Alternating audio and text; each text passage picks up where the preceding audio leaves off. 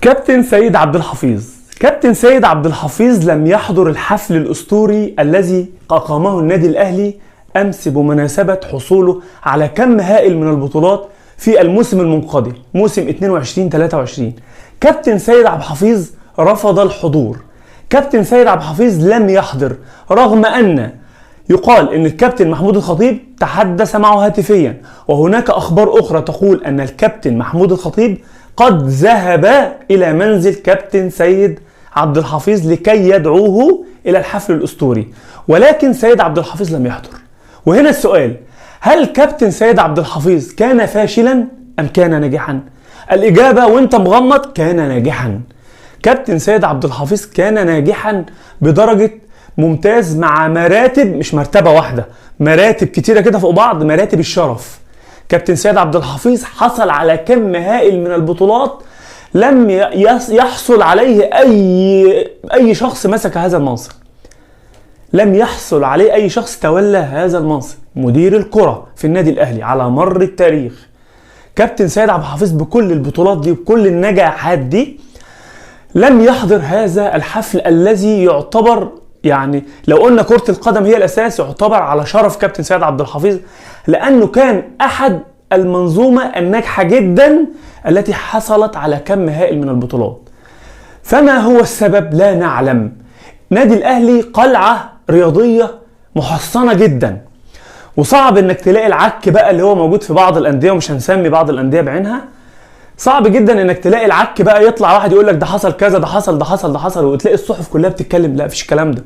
الأهلي قافل على نفسه خالص، مفيش الكلام ده، لدرجة ان اقرب المقربين لجماهير النادي الاهلي والاداره النادي الاهلي لا يعلم السبب. اقاله كابتن سيد عبد الحفيظ، انجح مدير كره جاء عبر التاريخ في النادي الاهلي ويمكن في الانديه كلها. فما هو السر وما هو اللغز وراء عدم حضور كابتن سيد عبد الحفيظ، او ما هو السر وراء اقالته؟ ايه؟ رغم ان الكابتن محمود الخطيب راح له البيت وعزمه على الحفل الاسطوري الذي كان هو احد اسبابه. كمان ليه ما اقلتش كابتن سيد عبد الحفيظ من سنتين لما النادي الزمالك خد الدوري مرتين وخد كام كاس؟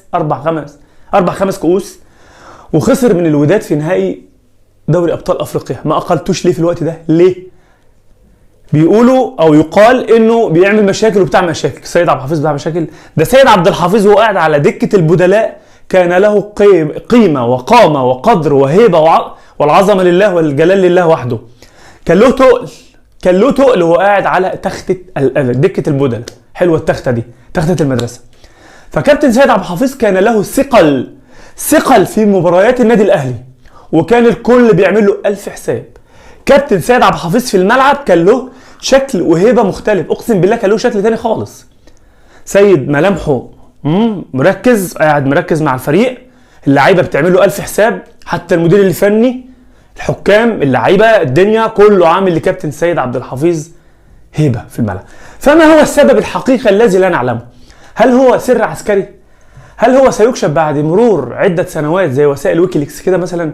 يعني بعد 20 سنة يقول لك ايه؟ السر الذي غاب عنكم لمدة 20 سنة إقالة سيد عبد الحفيظ مدير الكرة بالنادي الأهلي، وها هو السر بعد تسريب وثائق ويكيليكس. ونعرف نكون احنا متنا بقى يعني، وكل الناس نسيت، وكل الناس مش عارفة أصلا مين سيد عبد الحفيظ.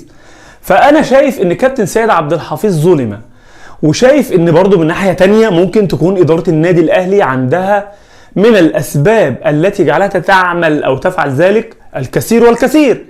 يعني انت ممكن تبقى لك الضحيه، انت شايف الموضوع بعين واحده ان السيد ضحيه، لكن ممكن تكون اداره النادي الاهلي شايفه عننا صح، واكيد ده الصح، فهي مشيته بسبب، يعني ممكن يكون سبب يستاهل. فاحنا لا نعلم ونريد ان نعلم، فهل سنعلم ام لا نعلم؟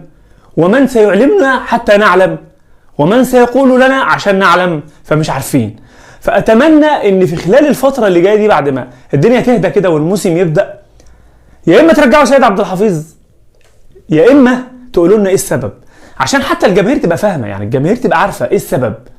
يعني هي الحلقه دي بس عشان كابتن سيد عبد الحفيظ دي ما له من قيمه وقدر، وما له من شأن في اداره النادي الاهلي في الفتره اللي فاتت، وما له من تقل وقيمة وقامة زي ما قلنا في كم البطولات الهائل التي حصل عليها النادي الأهلي في الموسم المنصرم والمواسم التي سبقته.